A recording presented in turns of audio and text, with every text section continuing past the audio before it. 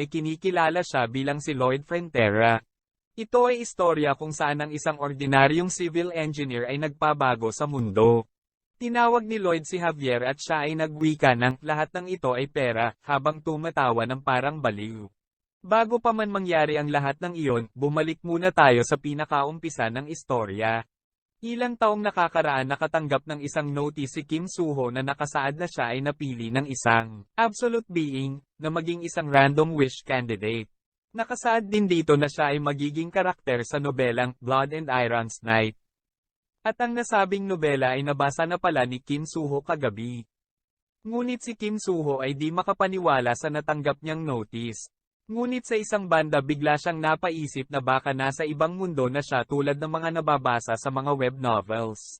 Ngunit ang pinagtataka din niya ay kung nasa ibang mundo nga siya ay bakit siya nagising ng nakahandusay sa kalsada. Dahil sa pagkakahiga sa kalsada, siya ay nilamig at ang kanyang bibig ay medyo nanigas, at nakatanggap ulit siya ng notice na kasaad na nagkaganon ang bibig niya dahil sa pagtulog sa kalsada. Sa inis niya siya ay nagrementado. Alam niyang isa na siya sa mga karakter sa nobela pero di pa niya alam kung sino siya sa nasabing nobela. Naisip niya na baka isa siya sa mga karakter na nakatira sa kanayunan kaya siya natutulog sa kalsada, at siya ay napaisip kung sinong karakter ang kanyang ginagampanan.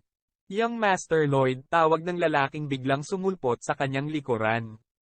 Kanina pa pala siya nito hinahanap kung saan-saan at dito lang pala siya nito matatagpuan. Niyaya siya nitong bumalik na sa mansyon. Ang pangalan ng tumawag kay Kim Soo-ho ay walang iba kundi si Javier Azrehan, bida sa nobelang Blood and Iron's Night. Namangha si Kim Soo-ho dahil katulad ng lalaking nasa harap niya ang ilustrasyon ng nasabing karakter ng nobela at siya din ay napaisip dahil siya ay tinawag nitong Lloyd.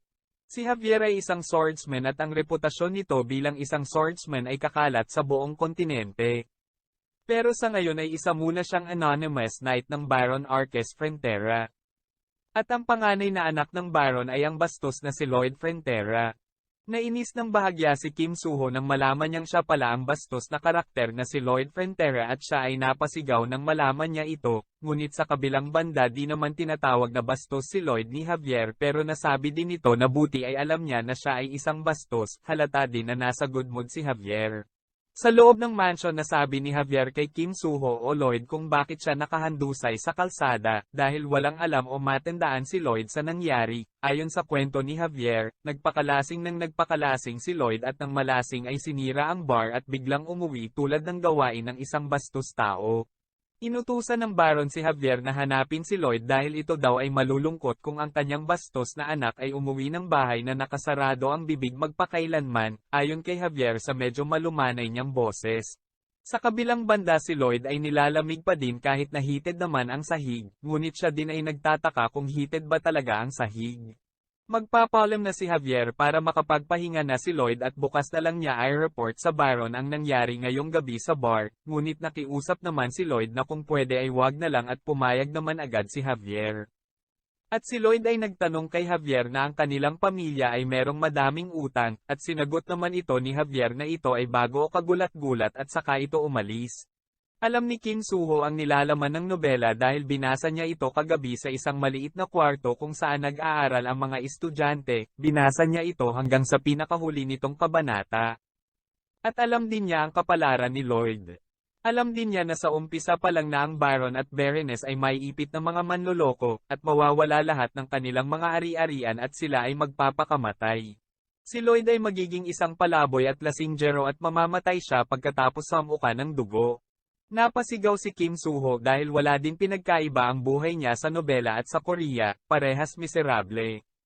Nasabi din ni Kim Soo-ho na ano bang ginagawa ng absolute being sa kanya na para maging si Lloyd at ano ba talaga ang kanyang original wish. Kinabukasan, si Marvea Frontera, ina ni Lloyd ay nagtanong kay Javier na kung winasak ba ni Lloyd lahat ng kagamitan sa bar kagabi, at sumagot naman si Lloyd ng hindi, nagbabasa lamang daw siya ng nobela kagabi. At sabi ng kanyang ina na sana naman daw ay mag-sorry naman siya kahit ngayon lang. Napaisip si Kim Soo-ho na dapat ang may-ari ng katawan na ito ang siyang mag-ayos ng problema, dahil siya din ang gumawa nito. Ang tinutukoy ni Kim Soo-ho ay si Lloyd, ngunit sumang-ayon na din naman siya sa ina ni Lloyd. Nagulat si Javier at si Marbella sa reaksyon at pagsang-negation ayon ni Lloyd.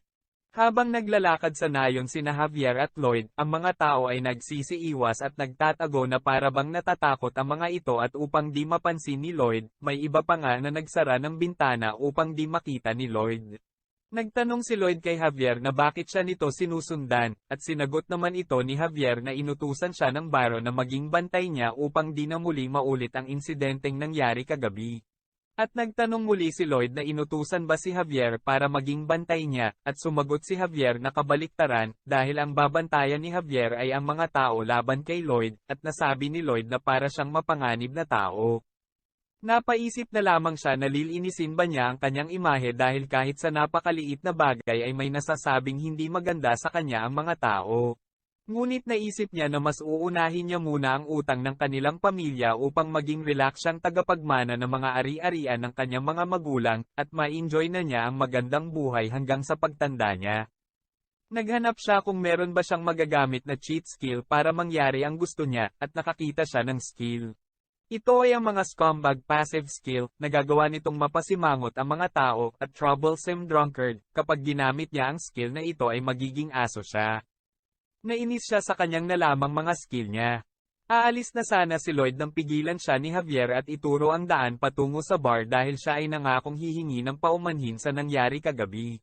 Nasabi ni Javier na nagsinungaling lang ba siya sa paghingi ng paumanhin at aalis lang, ngunit sinabi ni Lloyd na hindi, naabala lamang siya ng kanyang mga iniisip, at napaisip din si Javier ng malalim, at tinanong ito ni Lloyd ng ano ang kanyang iniisip at sumagot naman siya na wala naman ito. Napapansin ni Javier na parang may nagbago kay Lloyd simula kagabi, na parang ibang tao na ito. Nasa loob na ng bar sina Javier at Lloyd, at agad humingi ng paumanhin si Lloyd sa may-ari ng bar.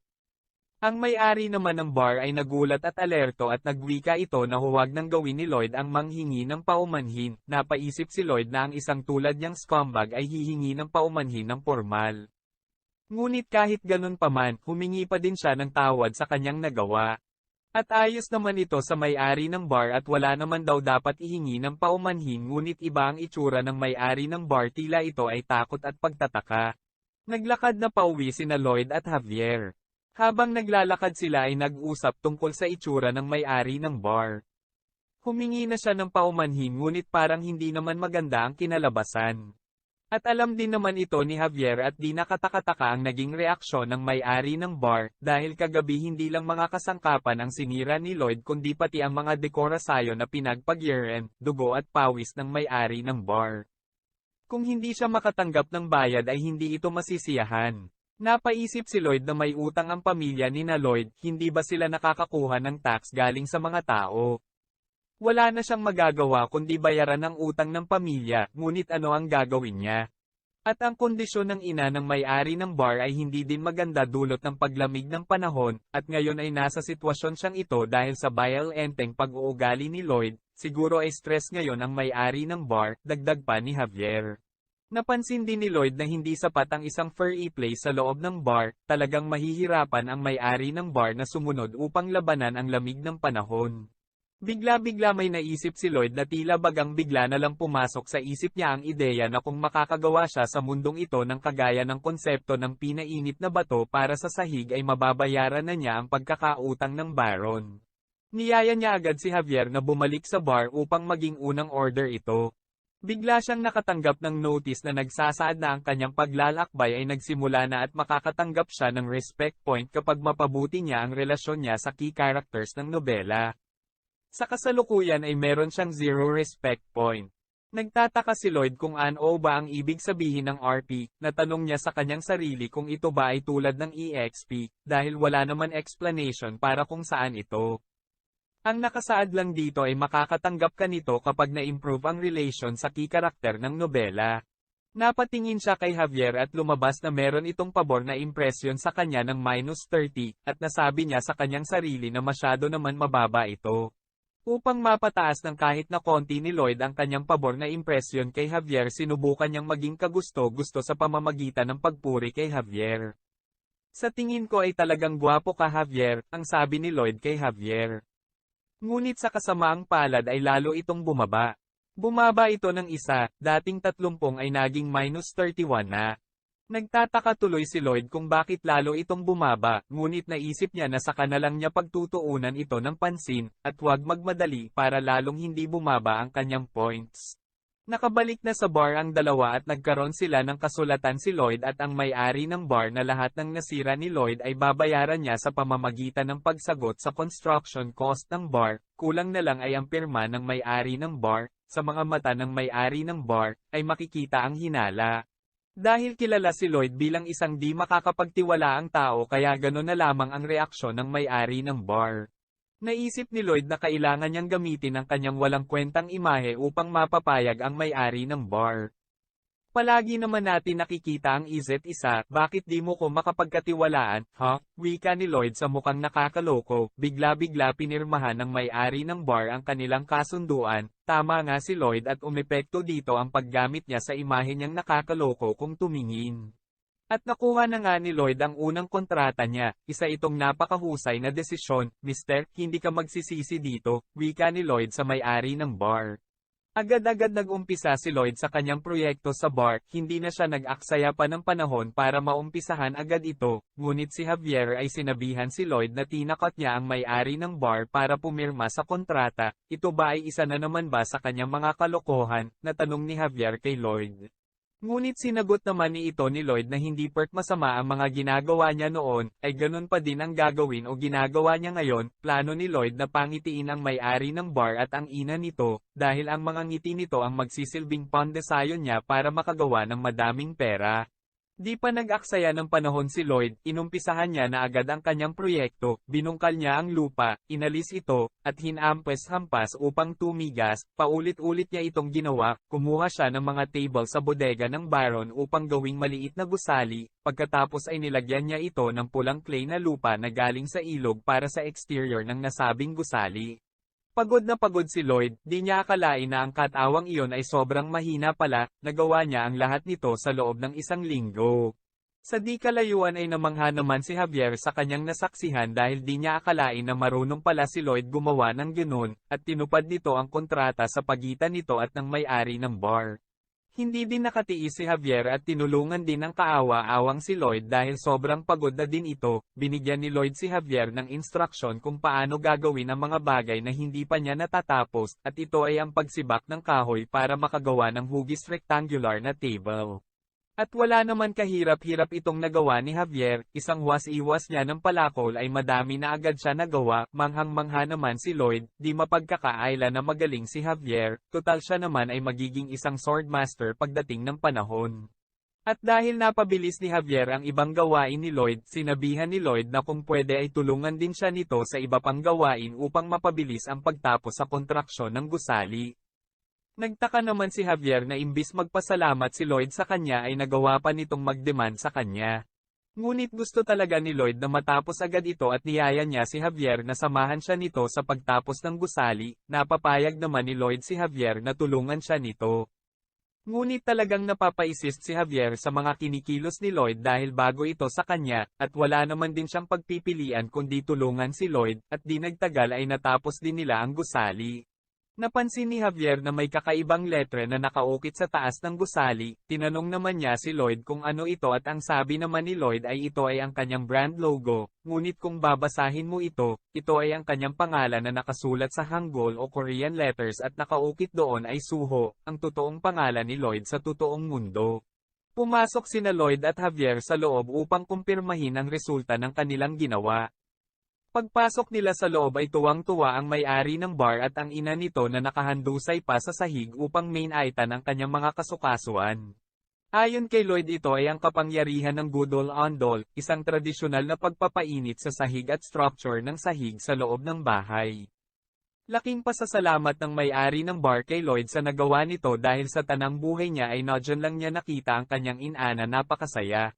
Parehas masaya at nakangiti ang may-ari ng bar at ang ina nito, kagulat-gulat man na natupad ni Lloyd ang pinanggako niyang papangitiin at pasisiyahin niya ang mga taong ito ay naging masaya din si Javier sa kinalabasan nito at dahil dito napataas ni Lloyd ang kanyang favorable impression ng dagdag 2 kay Javier. Meron na lamang siyang -29 na favorable impression kay Javier. At nakatanggap din siya 36 na RP dahil sa kanting pag-improve ng relasyon niya sa key karakter.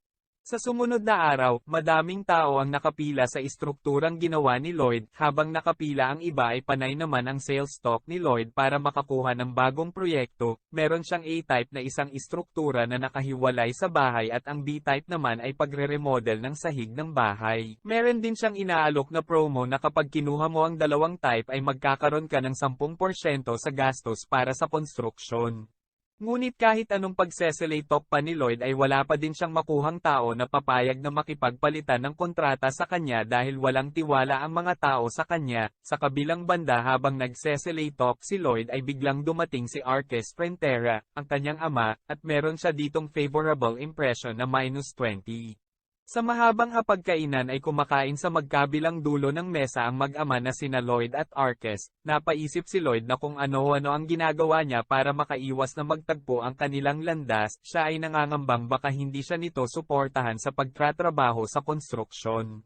Habang nag-iisip si Lloyd ay nagsalita ang kanyang ama at nagtanyang pinagkakaabalahan ngayon, at sumagot naman si Lloyd na ang may-ari ng bar ay nag-order ng heated room kaya ito ay ginawa niya. Tinanong naman siya ng kanyang ama na gumagawa ba siya ng kasunduan sa mga tao, at sinagot naman ito ni Lloyd ng, mukhang alam mo naman na lahat. At muling nagwika ang Arques na prioridad nila na pakaingatan ang kapakanan ng mga tao, at ang pagsisinungaling o panloloko sa mga ito ay hindi pinapahintulutan. Hindi naman ganoon, kaya huwag ka na mag-alala, sagot naman ni Lloyd, tulad ng inaasahan kahit anong gawin ni Lloyd, ay may manghuhusga at manghuhusga sa kanya. Tumayo na si Lloyd upang umalis ngunit nagwika ang kanyang ama na, dahil ba sa sitwasyon ng pamilya? Meron kang mga mata at tenga, kaya alam mo na siguro kung ano ang mga nangyayari. Huwag kang mag-alala dahil ako na ama mo ay malalampasan ang suliraning ito, kaya hindi dapat lumihis ay iyong landas. Nagtaka at may naalala naman si Lloyd, na narinig na niya ang mga katagang iyon dati. Nalala ni Kim Soo-ho ang kanyang dating ama. Hoy Kim Soo-ho, magiging maayos din ito, kaya huwag ka na mag-alala, wala lang ito, kaya gawin mo ang best mo para sa iyong pag-aaral. Mga salitang naalala ni Lloyd, akala ni Kim Soo-ho ay ayos nga lang ang lahat ngunit ito ay kasinungalingan, hindi naman maayos ang lahat, naisip niya.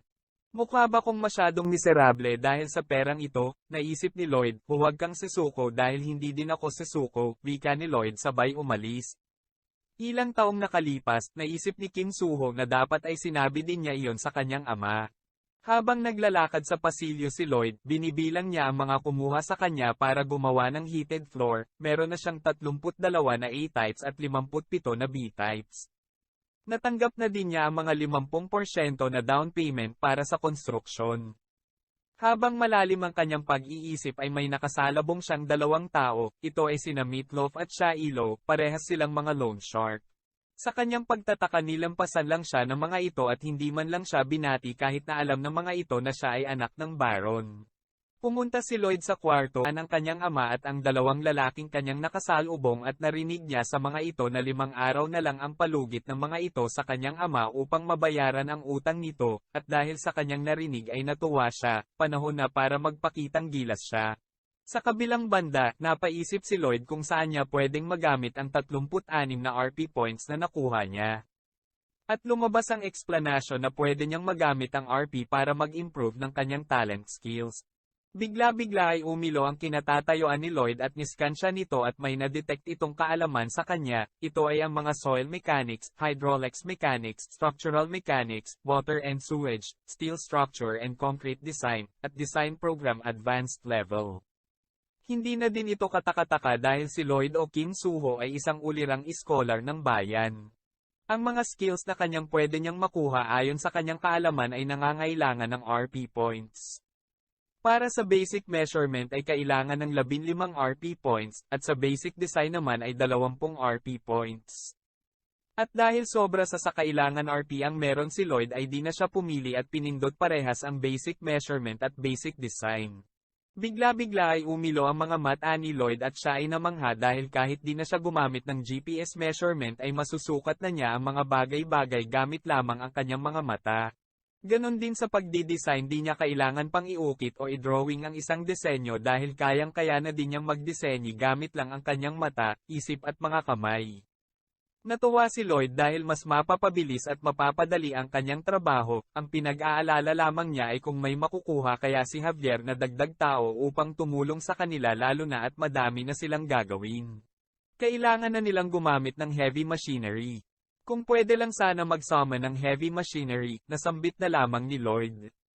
Bigla-bigla ay nag-pop up muli ang isang notice na pwede mag-summon ng heavy machinery. Ito ay sa pamamagitan ng Fantasy Species Random Draw, kailangan niyang mag-invest ng RP para mag-draw ng isang ilusyon at pumili ng isang loyal fantasy na kapareha, ngunit ang isang draw ay nangangailangan ng 50 RP. Ngunit meron na lamang siyang isang RP kaya hindi na ito maaari. Bigla naman napaisip si Lloyd na kung fantasy species, ito marahil ay mga dragon, unggoy na malaki, kabayong lumilipad, ito ay makakatulong ng malaki sa kanya dahil parang heavy machinery din ang mga ito. Kailangan niyang kumulekta ng RP sa lalong madaling panahon upang makasali sa draw, at para magawa iyon ay kailangan niyang makakuha ng favor impression sa mga key characters. Sa kabilang banda, ang isa sa mga loan shark ay nagsuhestyon sa Baron na kung wala siyang maibabayad ay may alam ito na pagkukuhaan ng pera gamit ang kanyang asawa at mga katulong, napatayo sa gulat at inis ang Baron, ngunit bigla naman sumulpot si Lloyd at inakbayan ang loan shark at nagwika, hindi porket ikaw ay isang maniningil ay magiging bastos ka na. Biglang umiwas ang loan shark at tinanong kung sino siya. Sumagot naman ang kanyang ama na siya si Lloyd, at nagwika din ang loan shark na siya pala ang unang anak ng Baron na may problema sa pag-uugali kaya nakikimarite siya sa usapan ng mga matatanda. At bigla pinutol ni Lloyd ang pagsasalita ng loan shark at hinanapan ito ng invitation letter, nagtaka ang loan shark sa kung ano ang sinasabi ni Lloyd. Kingdom's Noble Law Article 3 Section 6, lahat ng maharlika sa loob ng kaharian ay may karapatan para protektahan ang kanilang karapatan at interes. Sino man ang pumasok sa loob ng masyon ng isang maharlika na walang imbitasyon ay mahahalin tulad na trespassing, wika ni Lloyd. Nagulat naman ang dalawang loan shark at nagwika na wala daw saysay ang mga sinasabi ni Lloyd at hindi daw nila narinig ang ganoong batas. Wika naman ni Lloyd na pwede nilang i-check ng sabay ang kanyang sinasabi.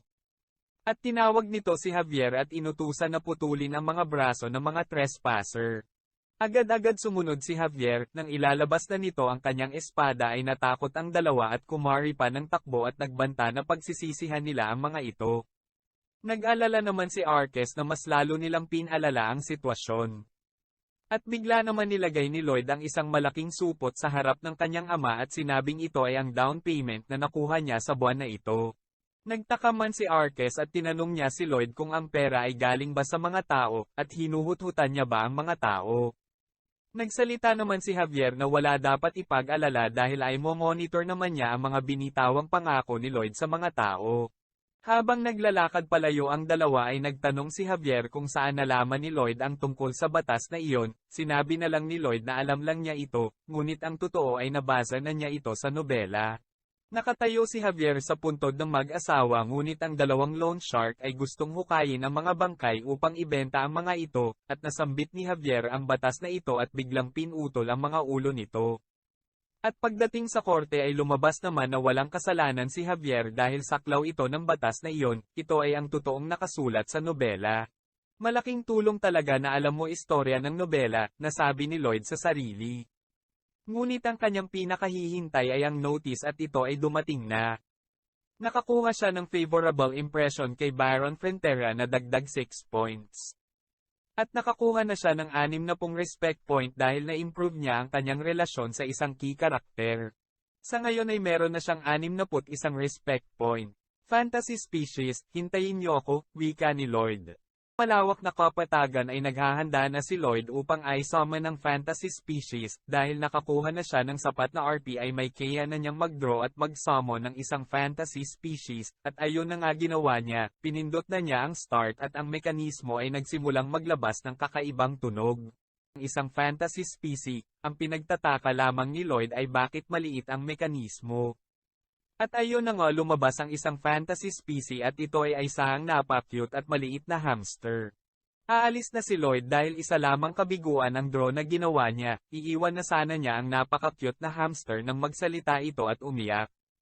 Podong! Pododong, wika ng hamster, na para bagang sinasabi niya ni hindi siya kabiguan, at mukhang naintindihan naman ito ni Lloyd at sinabi ni Lloyd dito na patunayan niya na siya ay may pakinabang, at bigla-bigla nagluha ito ng papel. Ito ay manual ni Podong, si Podong ang hamster, nakasaad sa manual na pakainin si Podong ng sunflower seed, at pwede nitong mabago ang anyo ni Podong. Red sunflower seed, mapapalaki nito si Podong sa loob ng 12 hours. Blue sunflower seed, mapapaliit nito si Podong, ipakain ito kay Podong bago mawala ang epekto ng red sunflower seed. Dalawang kulay ng sunflower seed set ay nagkakahalaga ng 1 Rp. Sinubukan agad ni Lloyd na pakainin si Podong ng red sunflower seed upang makita niya mismo gaano kalaki ang lalaki nito, dahil alam niya na ang isang hamster ay magaling maghukay, mas mapapabuti kung ito ay magiging kasing laki ng isang tao. Kaya sinubo na niya agad ang red sunflower seed kay Podong, bigla-bigla ito ay lumaki at siya ay tumilapon sa puwersa ng paglaki nito. Tansya niya ay may sukat itong 10 metro, si Podong ay mayroong mga skill at ito ay ang excavation level 1, ground hardening level 1, chick pouch level 1. Nagpakitang gilas agad si Podong at pinakita ang kanyang kakayahan, at natuwa naman si Lloyd dahil makakatulong si Podong sa kanyang mga adhikain. Habang naglalakad pa uwi si Lloyd naisip niya na kapag gumagawa na siya ay hindi niya pwede basta-basta ilabas si Podong dahil mas lalong maghahinala sa kanya ang mga tao. Nakaisip naman agad siya ng solusyon dito. Magdadala na lamang siya ng summoning book upang kapag siya ay nag-umpisa na ay masasummon niya agad-agad si Podong. Kinabukasan, maagang tinipon ni Lloyd ang mga tauhan na makakatulong niya, at ito ay ang mga Frontera Barony Army, meron siyang 30 kataong makakatulong.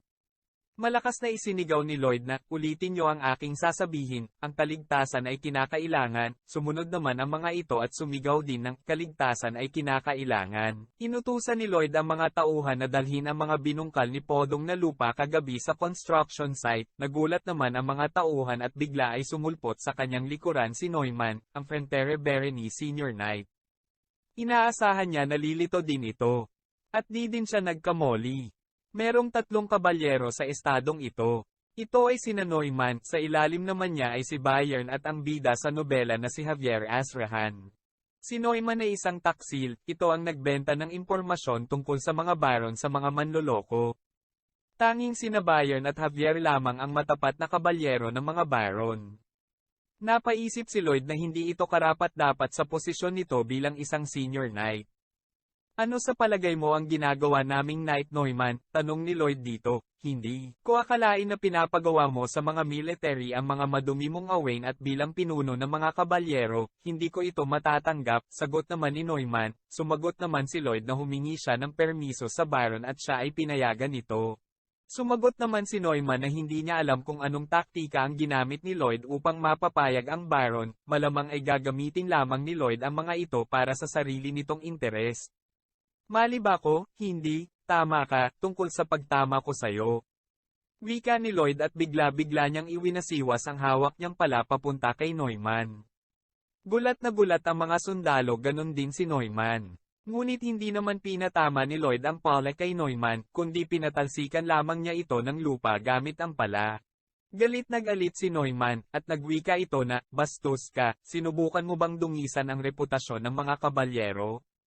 Ikaw na walang kwentang anak ng baron na mababankrupt na? Anong sabi mo? Wika ni Lloyd. Gusto mong mag-duel tayo? Pagpatuloy niya. Pagsisisihan mo ito, wika naman ni Neumann. Kaya naman kung gusto mo na masubaybayan ang ating kwento ay i-open mo lang ang notification bell pagkatapos mo na mag-subscribe.